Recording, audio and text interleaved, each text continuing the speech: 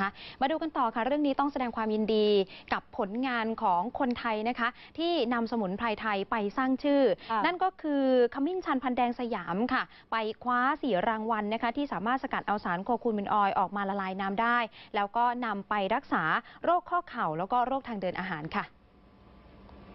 วันนี้ที่สนามบินสุวรรณภูมิสมาคมส่งเสริมนวัตกรรมและการประดิษฐ์ไทยได้ให้การต้อนรับดร.ณัสพลโพวิจิตรที่เดินทางกลับมาจากประเทศโรมาเนียค่ะซึ่ง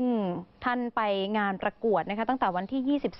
24-27 พฤษภาคมจนคว้ารางวัลเหรียญทองและเหรียญเงินจากผลงาน Water Soluble Curcuminoid for Anti-OCOR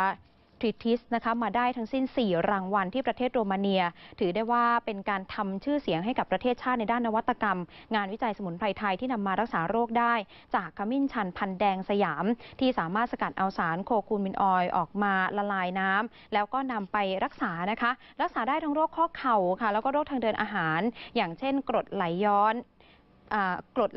นะคะแล้วก็แผลในกระเพาะลำไส้อักเสบแล้วก็รักษาบำรุงตับด้วยค่ะ